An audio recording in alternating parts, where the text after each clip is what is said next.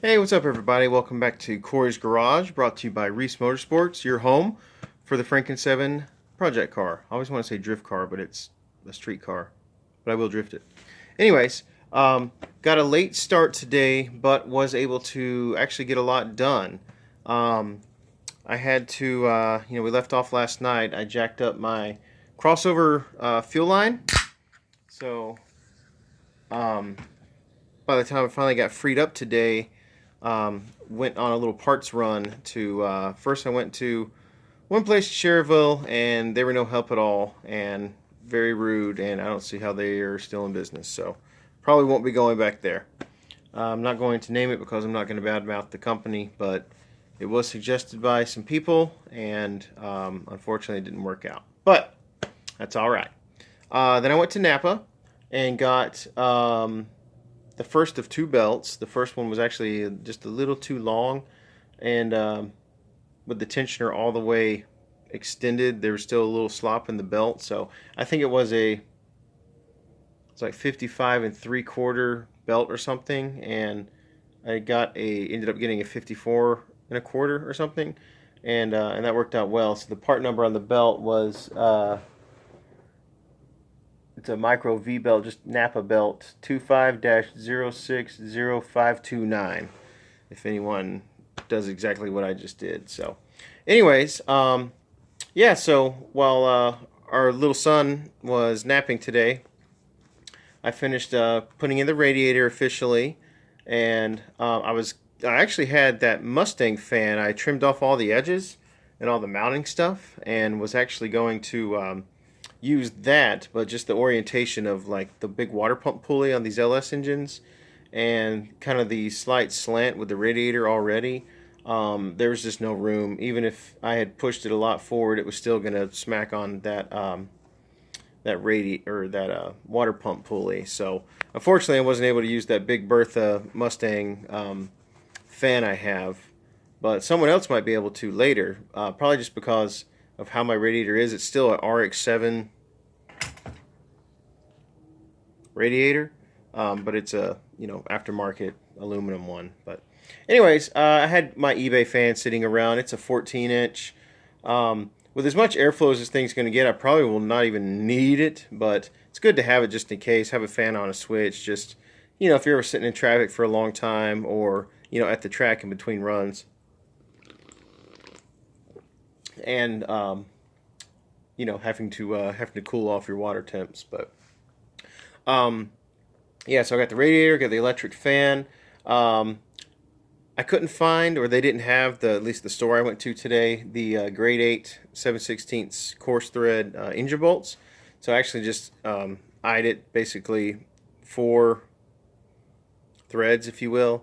Cut them off, kind of rounded off the edges, cleaned them up, and then let them cool naturally, and then sent them home in the in the engine mount locations. I had to do a little finagling with the pry bar and whatnot, but got them to go back in. So I took them out one more time just to coat them in blue Loc-tite and give them a nice washer. And so the engine mounts are finally tight, and don't know what the torque spec would be, but they're tight. So I'm happy with that.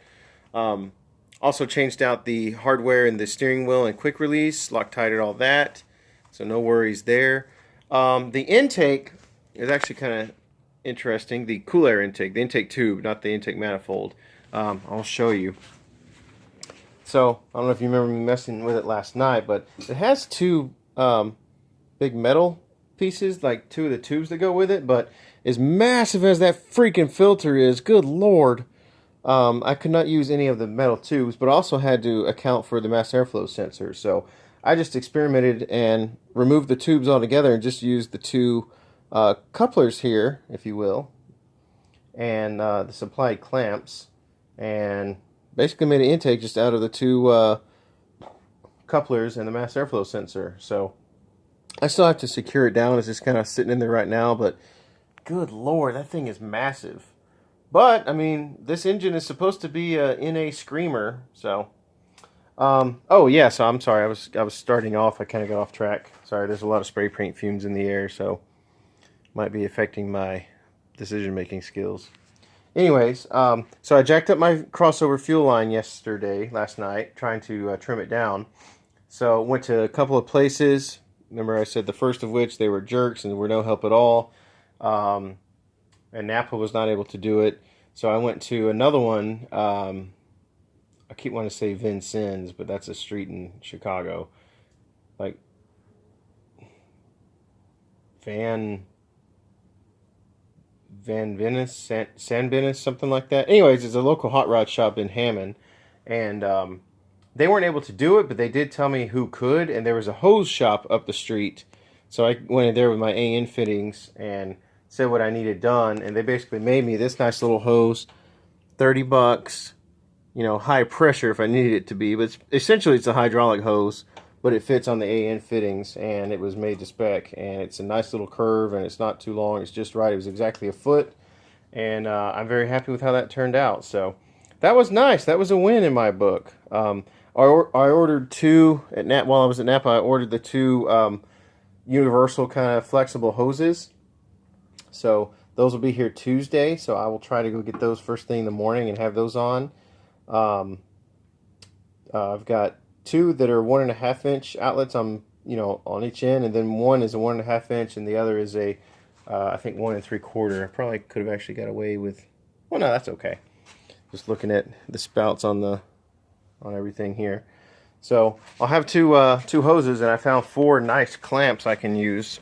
So that's exciting. So I love finding stuff in my toolbox that I saved from 5-6 years ago, and now I'm finally using it on like a crazy build. So that's exciting.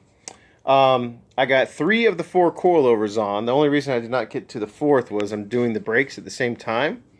So the calipers I got from Matt Montgomery on FC RX-7 Facebook pages were beautiful and in great condition, and he included all the hardware, and they're just really nice pieces. So I really appreciate the excellent calipers. So thank you very much for those, Matthew. The calipers I got on eBay, on the other hand, I'm pretty sure they're locked up. Now, I'm not going to flame the seller because they did have in bold letters use for cores. So unless I can unlock them, they're not really any good, but the brackets are good. And the like where the e-brake cable goes in, all that is good. So not all is lost. I have new brackets that aren't seized. So I actually dug out my old calipers I took off, and I was able to crank the pistons in. So as long as I can crank the pistons in, they're okay. So I just took a hardcore, like, strip your back deck of paint metal brush and just sanded the snot out of them and blew off all the dust and crap. And I'm now waiting for the paint to dry, but I found some metallic silver, actually, that I'm pretty excited about. So I got the front calipers, 2 coats on those. I just did 1 coat so far on the rears, just to freshen them up. I really didn't know what color to go with. I don't like all those crazy flashy, highlighter yellow, Lamborghini green. No offense, Jonathan, my brother. He loves that stuff. I get bored of just old-fashioned red.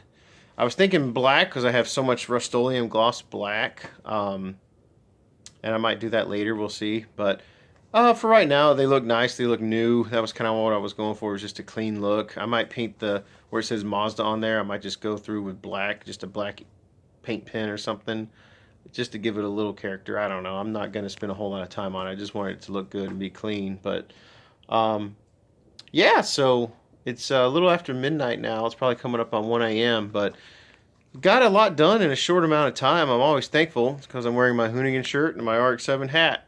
I'm telling you, every time I wear the combo, stuff gets done. I don't know why, I don't know how, but I'm glad and it gets done. So tomorrow, my wife is going to be out of town all day, but my mother-in-law is graciously coming to help watch our son, and offered and suggested that she help watch our son and give me time to button up some more things on the car. So tomorrow I will finish the brakes, the coilovers. I plan to, I guess, get the rear diff onto the rear subframe, and I guess go ahead and kind of mock up the rear subframe and stuff, and maybe get the car on the ground. I don't know, measure for the drive shaft. Maybe get the car on the ground and I guess start the wiring. I'm still waiting on a couple of fittings left for the fuel system, so I can actually hook up a line from the fuel filter to the first fuel rail. So I won't be able to start it per se, but I will be able to get an idea of kind of, start messing with some wires. So I'll lay out what I have of the old factory harness, hook up like the headlight motors and turn signals and stuff like that, and start bunting in that stuff, and then laying out the engine harness. That shouldn't take long at all to wire in. So I'm excited about that. I'm excited about getting the diff in, maybe getting the car on the ground. Like I don't have those bushings, so I probably shouldn't put any weight on the rear end, I guess. So I might not do that, but I might at least get the rear diff in and get the rear subframe in and just leave it on jack stands. But I'm excited to get more done with this thing.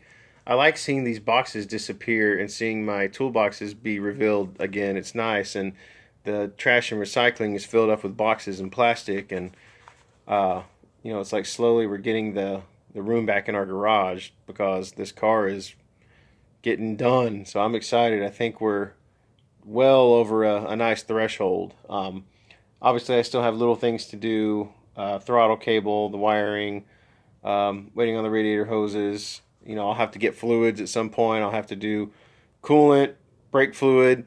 I may or may not do synthetic 5.5 or .5.1 brake fluid in this thing. I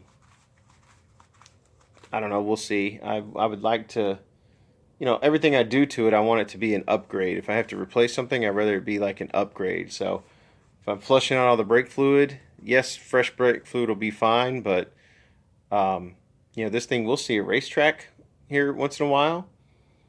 Well, I guess it's not going to see one every day, so I probably don't need 5.1, do I? I guess not. Well, either way, it's going to get fresh brake fluid, fresh coolant, fresh oil, of course, fresh trans and diff fluid with some friction modifier in the diff. I think that's it for the fluids. Yeah, and just kind of keep plugging along. So I'll just try to knock out the little extra stuff. I can knock out, let's see. Oh, I still got to do the catch can. I'm almost done with the brakes, pads, and lines. So I'll finish the putting the rotors on, pads, the lines. I'm going to try to use the FD pads I got. They're Power Stop. They're like carbon fiber and ceramic somehow. So they're performance pads. So I'm going to try, if they fit in these FC calipers, I'll use those, because that'll be an upgrade from whatever I've got. I've got ceramic pads, which I'm sure are good, but I think, what is the deal? Ceramic, they last longer, they make more dust or something, but they last longer, whereas metallics bite harder, but they destroy your rotors. So I didn't get any metallics. Anyways, coilovers almost done, got one more to go. Mock up the catch can, finish that. Still waiting on my hydro handbrake so I can run my rear lines. Hopefully that'll be here soon. But yeah, there's really just a few little things on here left. Obviously, I want to get it running and driving before I worry about what it looks like. But it would be nice to, be able to pull it in here, and I mean, it's in here, but sand everything down, lay down some tarps, and put some color on it. But we'll see. But I guess that's all I got for tonight, guys. I'll pick up tomorrow and finish the coilovers and brake lines, rear diff stuff, and maybe start some wiring and see how far we get. So everyone have a great night. I'll put some pictures on my Facebook. Burn rubber, not your soul. We'll see you tomorrow.